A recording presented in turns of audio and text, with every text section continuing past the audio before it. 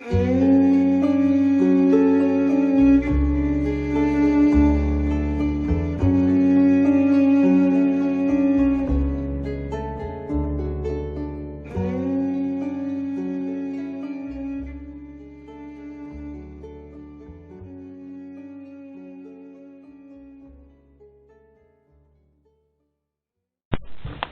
bonjour. Je vais vous lire un extrait d'un passage sur les épreuves de la vie. Un passage que j'ai trouvé comme ça, voilà, que je trouve assez intéressant. Le mot français épreuve recouvre plusieurs termes arabes qui vont nous montrer quelles sont les deux manières dont Dieu nous éprouve. D'où on pourra induire pourquoi il le fait et quel comportement nous devons avoir face à ces diverses épreuves. Je cite un passage du Coran, verset 33 de la sourate 49. Ceux qui, auprès du messager d'Allah, baissent leur voix sont ceux dont Allah a éprouvé les cœurs pour la piété. La racine du mot arabe, pour dire du mot épreuve, je ne connais pas d'ailleurs, il ne s'est pas précisé, signifie éprouver, mais aussi tenter, qu'on retrouve sous diverses formes dérivées 60 fois, comme dans le verset 2 et 3 de la sourate 29. Je cite, « Est-ce que les gens pensent qu'on les laissera dire « Nous croyons » sans les éprouver ? Certes, nous avons éprouvé ceux qui ont vécu avant eux, ainsi Allah connaît ceux qui disent la vérité et ceux qui mentent. » Donc la racine du mot épreuve en arabe donne l'idée d'épreuve, d'expérience subie, de peine, de modification. On la trouve donc 60 fois, comme dans le verset aussi 155 de la sourate 2. Très certainement, nous vous éprouverons par un peu de peur, de faim et de diminution de biens, de personnes et de fruits. Ou dans le verset 31 de la sourate 47, je cite, « Nous vous éprouverons, certes, afin de distinguer ceux d'entre vous qui luttent et qui endurent, et afin d'éprouver vos nouvelles. » Afin de faire apparaître vos nouvelles. Bon. On voit donc que cette dernière racine recouvre les deux sens, mise à l'épreuve et expérience subie. Les épreuves pour renforcer notre foi. Dieu fait passer un examen à ses serviteurs dont il sait qu'ils le passeront avec succès. C'est ce qu'explique Razi du 7e siècle de l'Hégire, c'est-à-dire ça correspond au 13e siècle actuel, du calendrier actuel, car la mise à l'épreuve est fondée sur l'omniscience divine, et cette épreuve affermit la foi et ne l'ébranle pas. Elle est un don de Dieu qui s'accompagne de sa miséricorde. Le Coran revient plusieurs fois sur la connaissance préalable qu'a Dieu du cœur de l'éprouvé. Je cite, « Certes, nous avons éprouvé ceux qui ont vécu avant eux, ainsi Allah connaît ceux qui disent la vérité et ceux qui mentent. Ainsi, éprouvons-nous les gens les uns par les autres pour qu'ils disent « Est-ce là ceux qu'Allah a favorisés parmi nous ? N'est-ce pas Allah qui sait le mieux lesquels sont reconnaissants ?» De même, on peut citer le verset 20 de la sourate 85, où Dieu informe Moïse que son peuple a été éprouvé, ou celui où il est question de l'épreuve que Dieu fit subir à Salomon. Et nous avions certes éprouvé Salomon en plaçant sur son siège un corps. Ensuite, il se repentit. Mais Dieu aussi peut tenter ses serviteurs, soit par le diable, comme pour Adam, soit par d'autres hommes comme Pharaon sur le peuple juif ou les non-croyants sur les premiers musulmans. La vengeance de Dieu est alors terrible contre ces hommes. Ceux qui font, là je cite, ceux qui font subir des épreuves aux croyants et aux croyantes, puis ne se repentent pas, auront le châtiment de l'enfer et le supplice du feu. Dans un contexte eschatologique, c'est-à-dire de fin de monde, le Coran évoque l'épreuve ultime. je cite, « Le jour où ils seront éprouvés au feu, goûtez à votre épreuve, voici ce que vous cherchez à hâter. » 51, 13.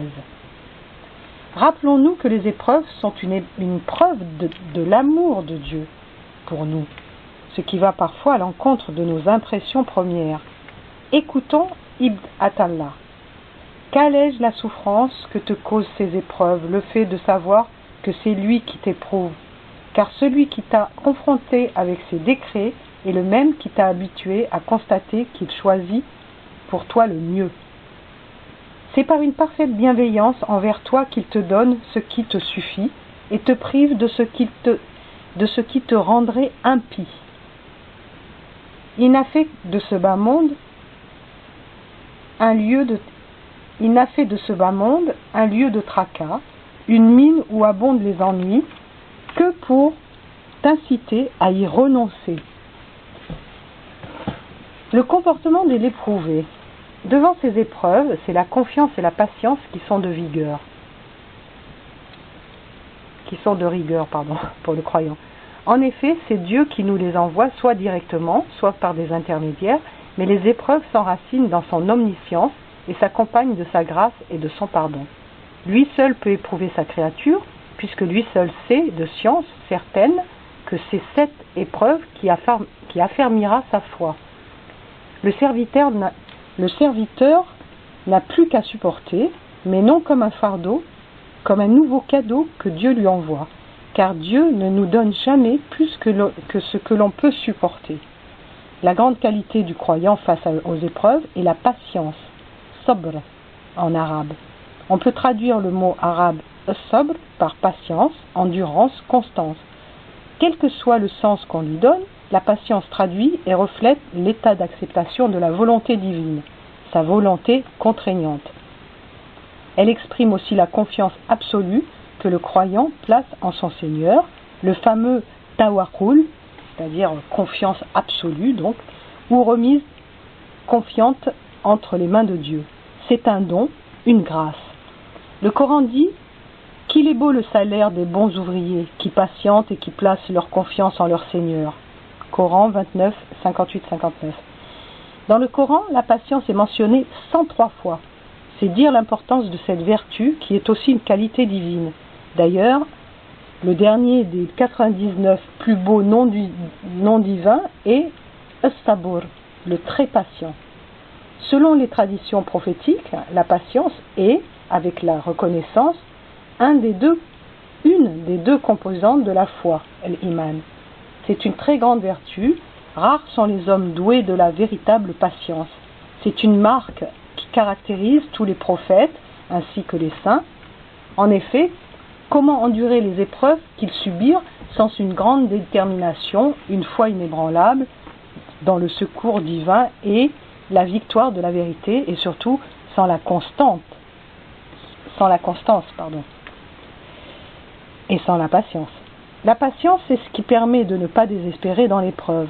Il est important de comprendre que Dieu ne tire aucun intérêt à nous voir souffrir ou endurer ces épreuves. C'est une des modalités qu'il utilise pour nous purifier et nous ramener à lui. L'épreuve dans la voie et la patience nous permettent de franchir les différents degrés de l'élévation spirituelle. L'épreuve est un passage nécessaire pour éduquer et purifier l'âme. Lorsqu'on veut obtenir une chose, nous devons savoir qu'il y a le temps des hommes et le temps de Dieu. Et les choses adviennent lorsque lui l'a décrété, et non pas lorsque nous le voulons, même avec insistance. Je cite, « Son ordre, quand il veut une chose, est de dire seulement « soit » et « elle est ». Verset 36, 82.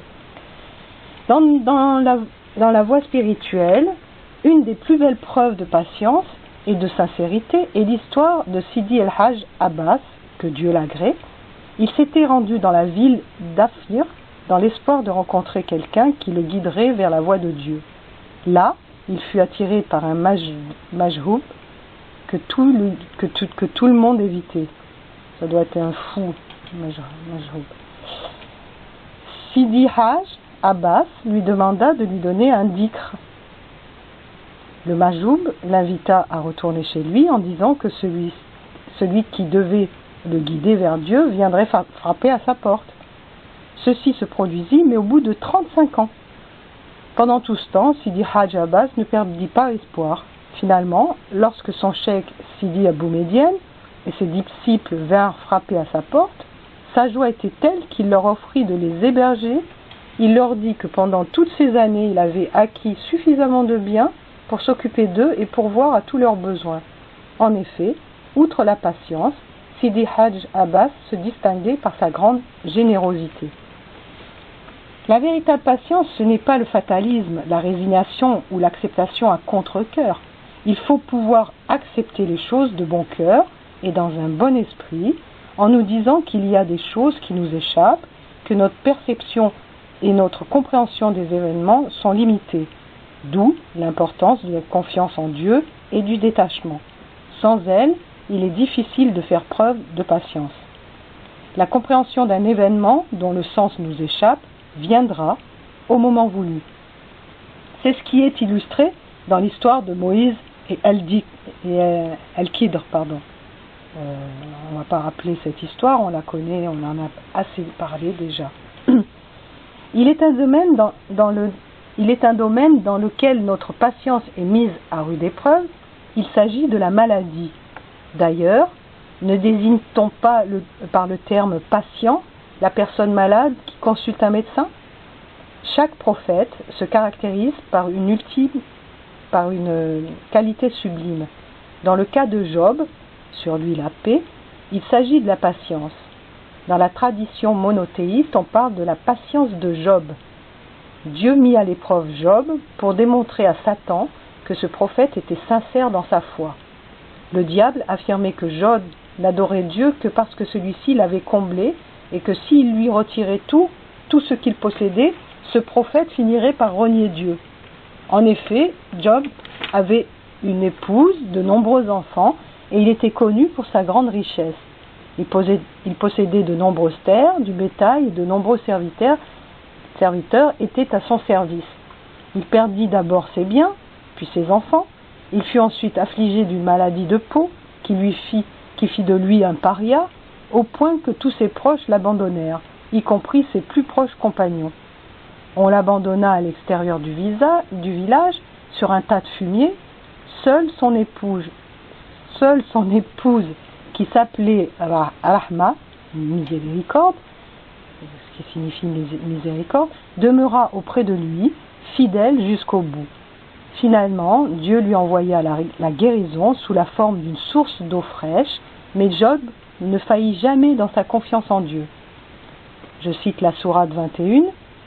Et Job, quand il implora son Seigneur, « Le mal m'a touché, mais toi, tu es le plus miséricordieux des miséricordieux. » Autre sourate, « Nous l'exaucâmes, enlevâmes le mal qu'il avait, lui rendîmes les siens, et autant qu'eux avec eux, par miséricorde de notre part et en tant que rappel aux adorateurs. » Conclusion. Soyons donc toujours orientés de telle sorte que chaque épreuve soit pour nous une leçon pour progresser, et soyons assurés que Dieu est toujours là, même dans les moments les plus difficiles. Quand aucune aide ne vient du ciel, c'est parce qu'il s'agit d'une difficulté que nous pouvons et devons résoudre par les moyens que le ciel a mis à notre disposition. Et Dieu nous dit dans le Coran, dans la sourate 94, à côté de la difficulté est certes une facilité. À côté de la difficulté est certes une facilité. Il vaut mieux donc être patient dans les moments d'affliction et d'épreuve, subir d'un cœur léger chaque difficulté et chaque privation, et que la langue mentionne éloquemment le souvenir du miséricordieux. D'une façon absolue, il faut trouver le bonheur dans l'oraison, prière mentale sous forme de méditation, c'est-à-dire qu'il faut y trouver suffisamment de bonheur pour ne pas nous laisser troubler outre mesure par les choses du monde, d'autant que les dissonances ne peuvent pas ne pas être, le monde étant ce qu'il est. Et pour finir, voici un récit anonyme pour nous éclairer le cœur. Un homme, arrivé au seuil de sa vie, regarde avec Dieu le parcours de son existence. Dieu dit, « Tu vois ces traces de pas sur le sable, c'est le parcours de toute ta vie. Et regarde, il y a 2 traces qui se suivent parallèlement. Ce sont les miennes, car je t'ai toujours suivi. » L'homme répond, « Oui, là mes pas se sont éloignés. J'avais douté de toi, mais tu n'étais jamais loin. Là nos pas se sont rejoints. » Dieu répondit, « C'est là la preuve de ta foi. Je t'ai toujours laissé libre, et c'est toi-même qui es revenu. » L'homme rétorque, « Mais regarde, ici il y a plus qu'une seule trace de pas. C'est justement les moments les plus pénibles de ma vie. Tu m'avais donc laissé tout seul. » Et Dieu répond, « Ces traces ne sont pas les tiennes, mais les miennes. En ces moments douloureux, je t'ai porté. » Voilà. Si ça peut aider certains. Au revoir.